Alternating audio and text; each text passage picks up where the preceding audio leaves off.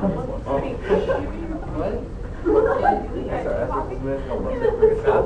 Kevin and I and like I'm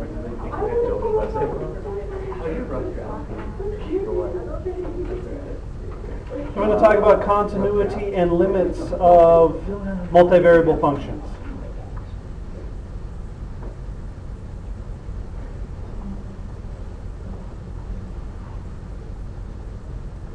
And we get to mention briefly one of our favorite calculus topics.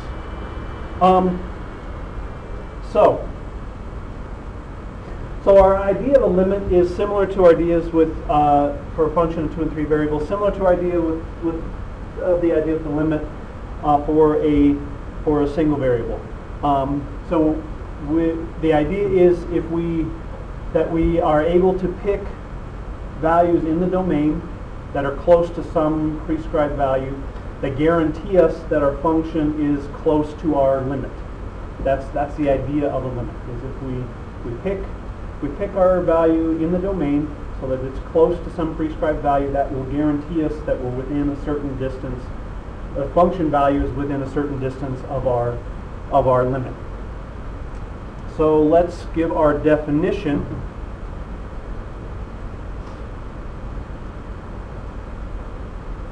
And this will bring back some nice memories. Talked about it a couple times. F of xy is a function of 2 variables.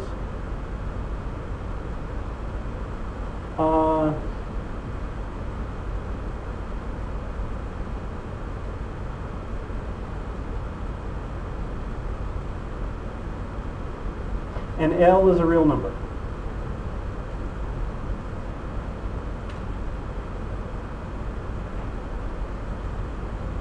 The limit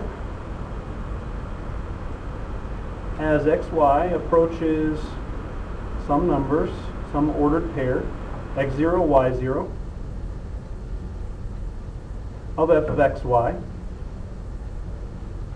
equals L if and only if, I'm going to say if, we'll just say if, got a little enthusiastic, if for epsilon greater than 0, and I'm going to say no matter how small,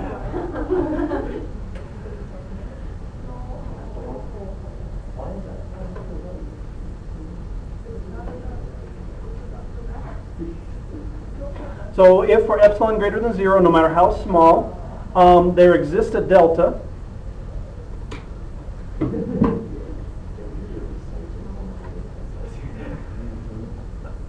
such that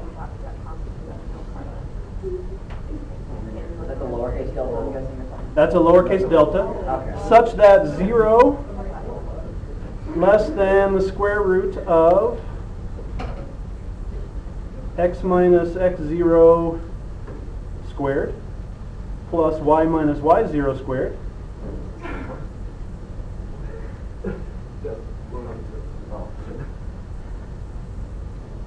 less than delta implies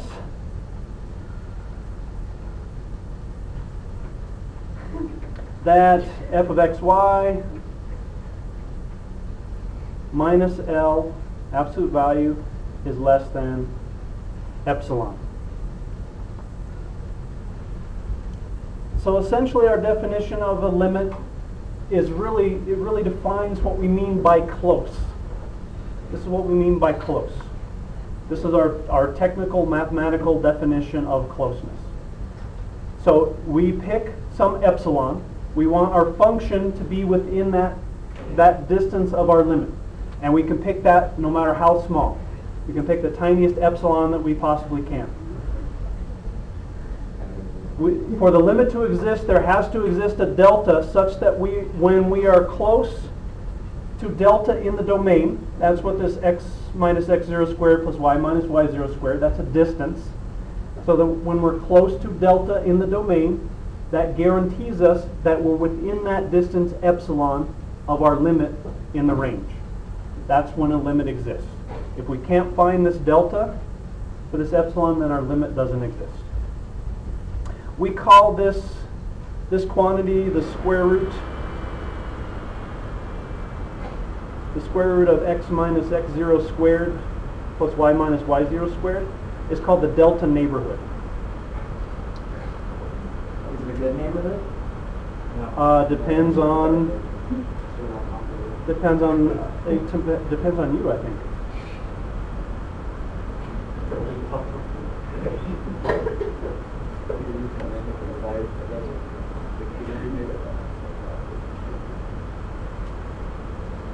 So this is the delta neighborhood about x0, y0. So what we're talking about is an open disk. That's another way we can say this. And if you go further in math, you hear this term open disk a lot. This is an open disk about our points, x0, y0, with radius delta.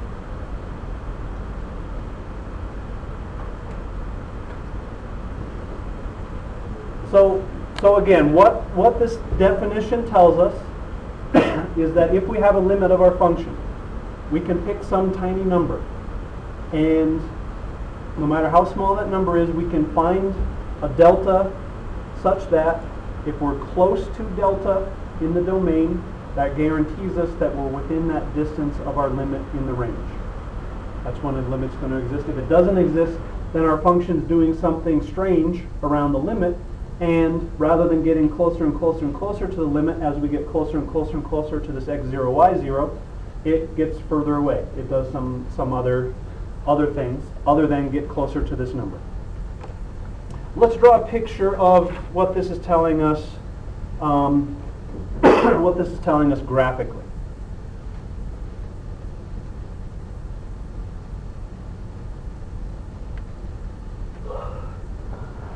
So graphically, our delta neighborhood is this open disk about our x0, y0. So in the xy plane, in our domain, we have this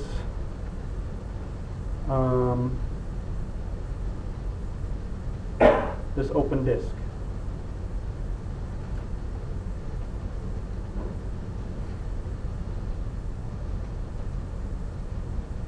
And there's x0, y0.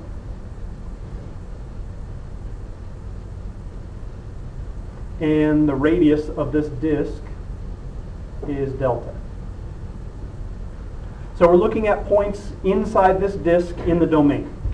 And the points inside this disk are a distance less than delta away from x0, y0. And that's where that radical comes from. And then if we extend this into three dimensions with our function value, our z value,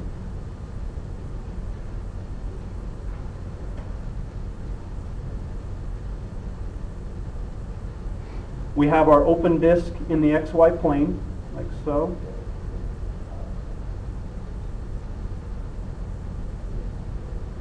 And this is x0, y0.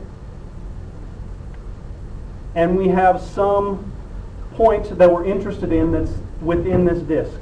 Now I'm going to project my disk up onto my surface, so we have some function that's a surface. So here's my surface up here. Some function gives us some kind of surface. And we're going to project this disk up onto our surface. So I'm going to do this, like so, and we'll say that hits there, and this hits there. So the projection of this disk up onto the surface looks like so. And now I'm going to project this onto the z-axis. So now I'll do this in a different color. I'm going to project this over, like so. We go straighter. One dot at a time.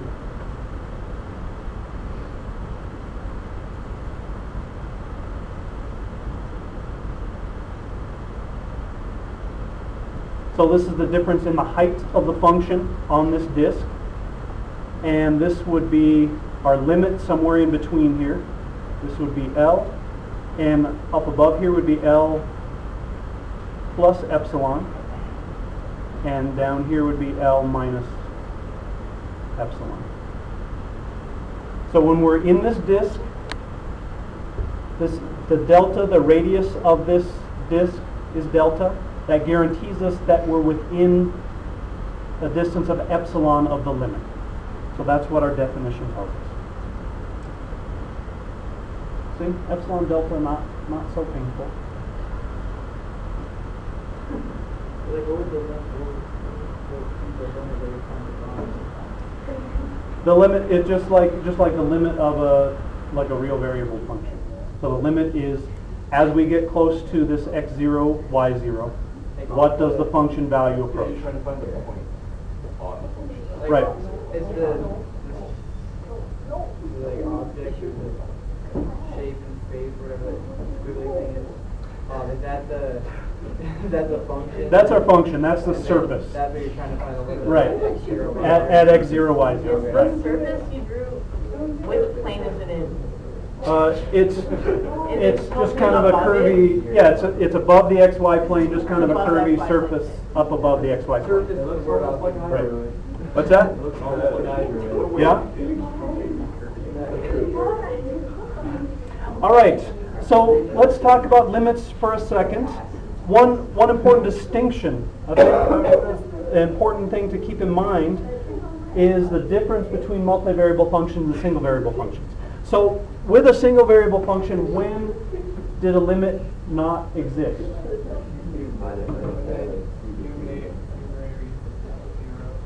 So in the function, but think graphically. What did we say graphically? Okay, discontinuity. Okay, Sean's getting to what I was looking for. The left or the right? When the left and right limits don't match at the point, right? All right. So on a surface, does the idea of a limit approaching from the left and right not being the same, does it make the same kind of sense? Yeah, which way's left, which way's right? Unless it's a donut. Unless it's a donut, right? So for a multivariable function, our limit we can approach x0, y0 from any direction. We have an infinite number of directions that we can approach our x0, y0 from, not just the left and not just the right. So we have to have the limit exist along any path towards x0 and y0 for the limit to exist. There can be an infinite number of paths. The limit has to exist for every path. It has to be the same for every path. So that's one important thing to keep in mind, one difference to keep in mind between multivariable functions and single variable functions is with multivariable functions we have to have the limit exist from basically as we approach from every direction. And we'll talk a little bit more about that. All of our rules for limits of functions apply to multivariable functions as well. The rules, sums, products, quotients, multiplication by a constant. The same rules for limits. The limit of a sum is the sum of the limits. The limit of a product is a product of the limits, that kind of thing. But two really important ones that we need to keep in mind when we're talking about limits of multivariable functions to keep in mind that'll make our lives easier. Limits of polynomials and rational functions.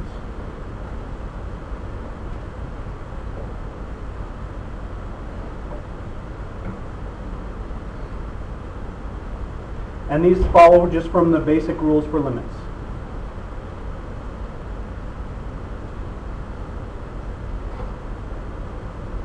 Limits of polynomials and rational functions are found by evaluating the function at the point we're interested in.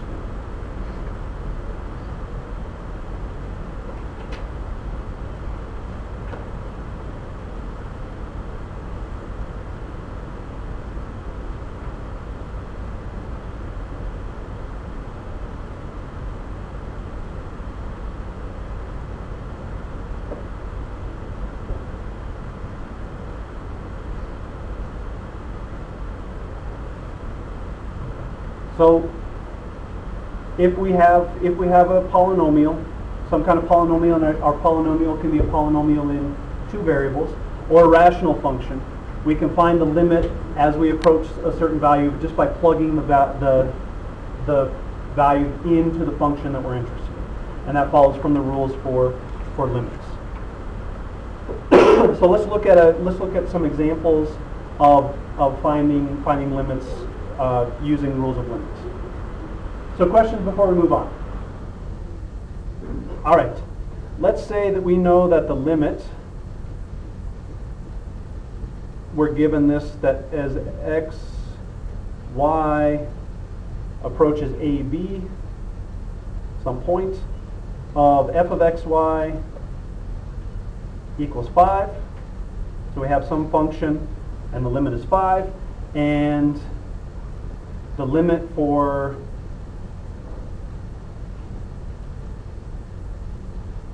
another function, and this is one thing that you'll discover as we work with multivariable functions, as you get to write things more times. So this other function, the limit as xy approaches a, b, is 3. We want to know the limit as xy approaches a, b of f minus g. What's that limit going to be? 2. 5 minus 3. Easy.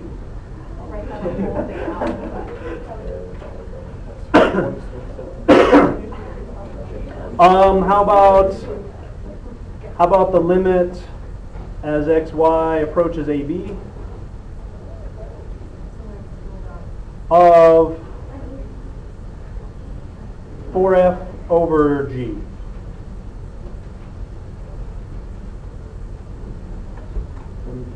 20 thirds. So we're just applying our rules that we already know for limits. If we had a product, we would multiply. If we had a quotient, we would divide, as long as we're not dividing by 0. So our same rules apply for limits of multivariable functions as apply to single variable functions. I'm not going to go through more of these, but just to illustrate that our same rules apply. Let's talk about continuity next.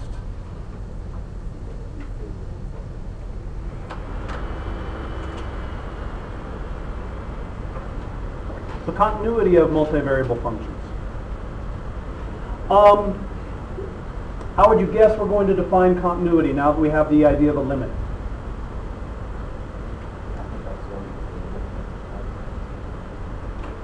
F of x, y is continuous. You're on the right track. At x0, y0, if what happens?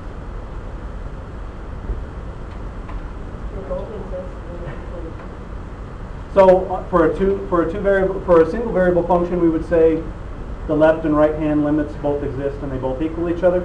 So for a multivariable function, how could we say that in shorthand? The limit you approach x0, y0 equals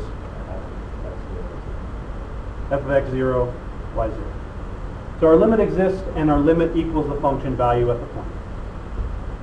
Same idea that we use for the idea of continuity for a single variable function. We have to have, our limit has to exist and our limit has to equal the function value. That's how we define continuity. Yes, I forgot my x, y.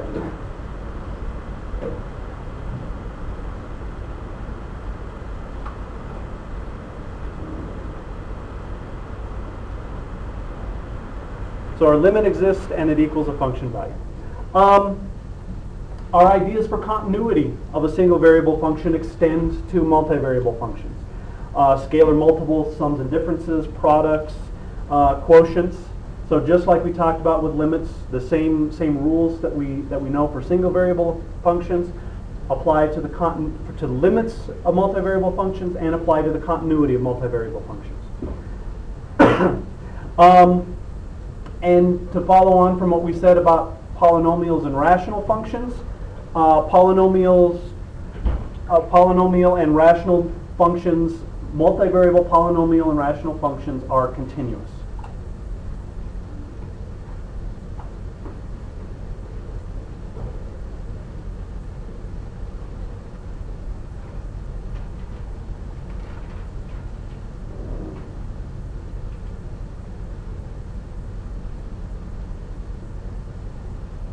And we're going to say they're continuous where they're defined, because we can have a rational function that's undefined at a point.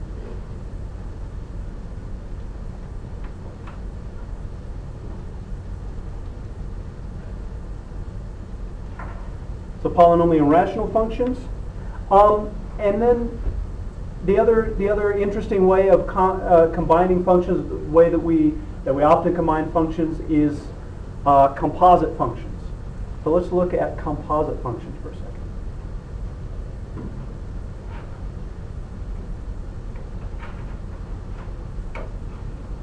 So basically what we're doing here is just extending our ideas of limits and continuity to multivariable functions, pointing out the similarities and making note of the important differences.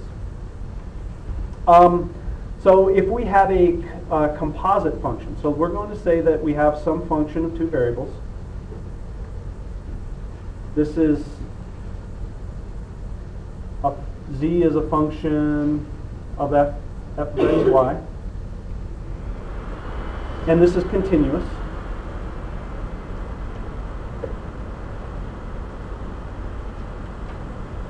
And we have a single variable function, g of z.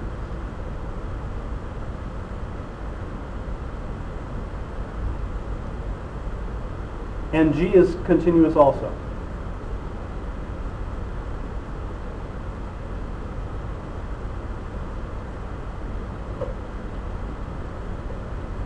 So this is a continuous function of z. Then our composition, g of f of x, y, or the other way we can write it, or g of f of x, y, just a different notation, is continuous. So compositions are continuous. And our limit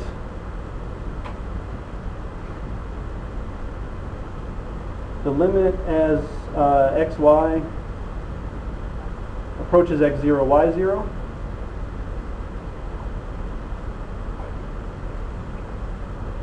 of g of f of x, y equals g of f of x0, y0. So what we're saying here is composite functions are continuous as long as the component functions are continuous. And because we have a multivariable function here, we have to form composite functions a little differently. G is a function of z, and z is a function of x and y, so we have to form our composite function in this particular order. So we're saying composite functions are continuous. So if we have, for example, just a few composite functions, if we have z equals e to the x minus y, z equals cosine xy over x squared plus 1, z, I'm just listing some composite functions, natural log of 1 plus x squared y squared, etc., are continuous. Because these are composite functions, and our composite functions, our component functions are continuous, these composite functions, multivariable composite functions, would be continuous. All right, questions?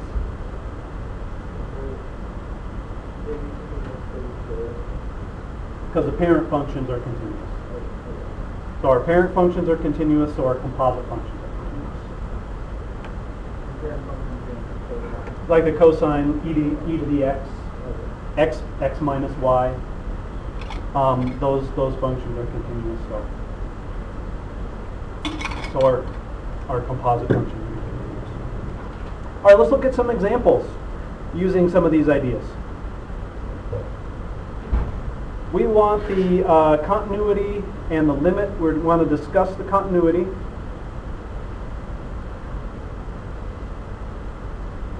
And we want to look at the limit as xy approaches 0, 0 of these functions.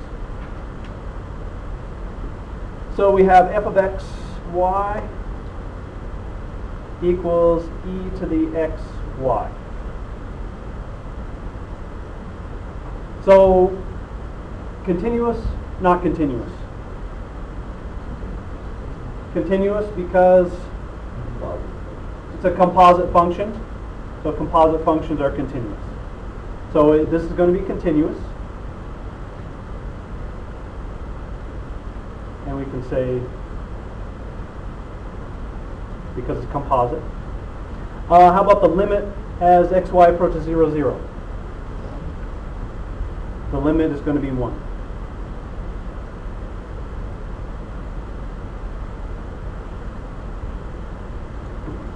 So as we, I'm going to write one more step, e to the 0 equals 1. So our limit's going to be 1. So this is a nicely behaved function.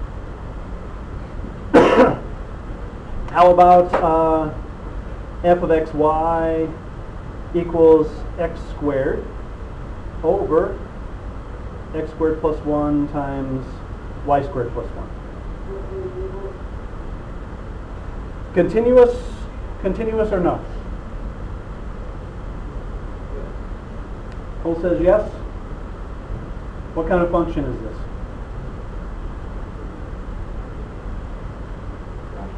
It's a rational function. We have a polynomial in the numerator, polynomials in the denominator. So this is a rational function. So it's continuous. How about the limit as x, y approaches 0, 0? The limit's going to be 0. I don't have any problems here in the denominator, and as x approaches 0, this function is going to approach 0. So what if the denominator could be 0 and Right, right. So let's look at an example where we do have a problem. So we have f of xy equals a natural log of x squared plus y squared.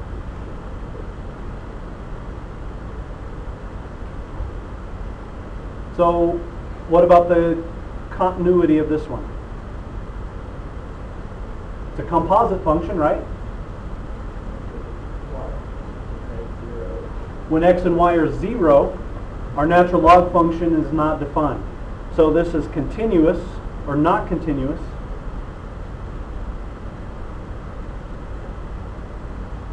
At xy equals 0, 0. So a piece of our composite function doesn't exist at 0, 0, so this is not going to be continuous at 0, 0. How about the limit as xy approaches 0, 0?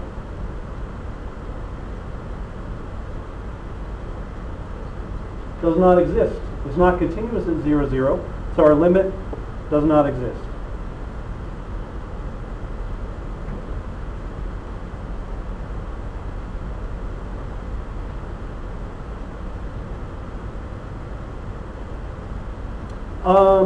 All right, let's look at, I want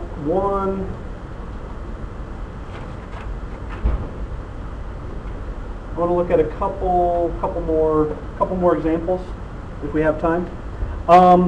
Looking at finding a limit analytically. So any questions on continuity and limits of composite and rational functions?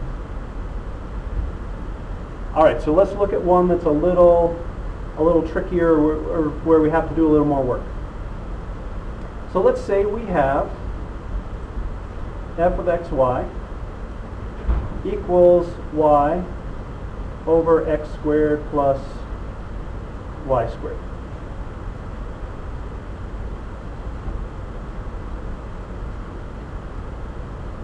And we want to find the limit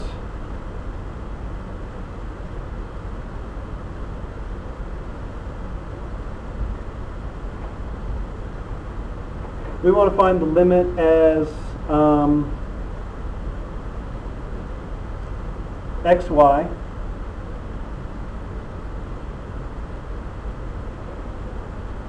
approaches 0, 0.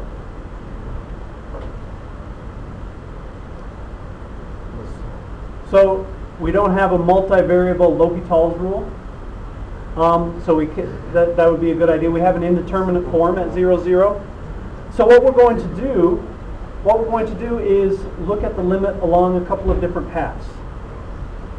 So let's look at the path. Let's look at the path y equals 0.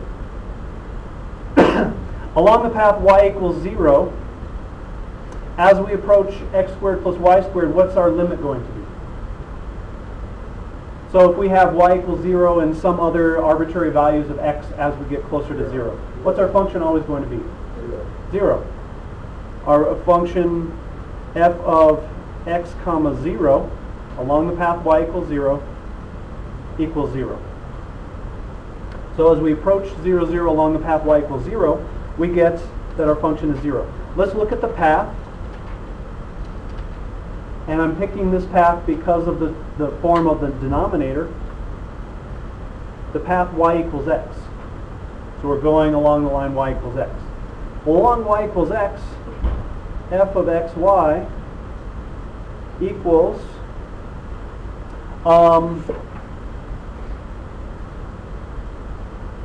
x over x squared plus x squared, because y equals x. And we have this is 1 over 2x. So along y equals x, our function is 1 over 2x. The limit as xy approaches 0, 0 of 1 over 2x, what happens to that limit?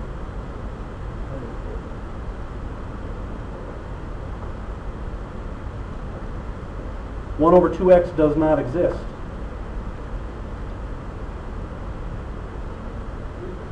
So along the path y equals 0, my limit is 0. Along the path 1 over 2x, my limit does not exist. So our limit is approaching two different values along two different paths. So the limit does not exist at xy equals 0, 0. So the limit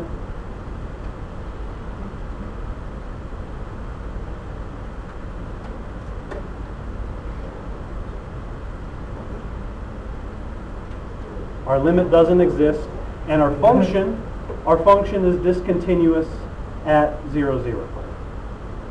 Those like things that it more not perfect. Like, could you use that way to prove that it does exist, or no? You have to test it every time. You couldn't prove that that the limit does exist using this method, because you would have to test every path. You would have to make some other kind of argument that the limit would exist, that you have continuous functions, that the composite functions are continuous. So here our composite function, we would look at one of the functions as 1 over x, right? So that's not going to be continuous at x equals 0. So that would give us a clue that we're going to have a problem when our denominator equals 0. But because we also have our numerator equals 0 at the same time, then we have to be a little more careful with our analysis.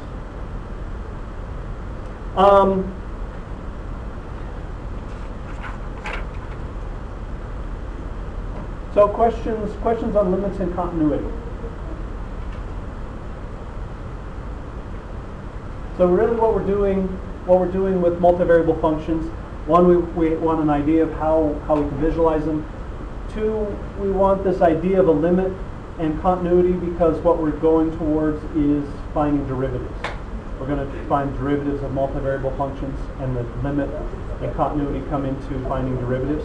So we just want an idea of what limits and continuity mean. All right, I'm going to stop. Homework, because we're almost out of time. When we start getting derivatives, will we still see L'Hopital's rule? There's not a multivariable L'Hopital's rule. Okay. We'll find one. You can do L'Hopital's. We'll find one here.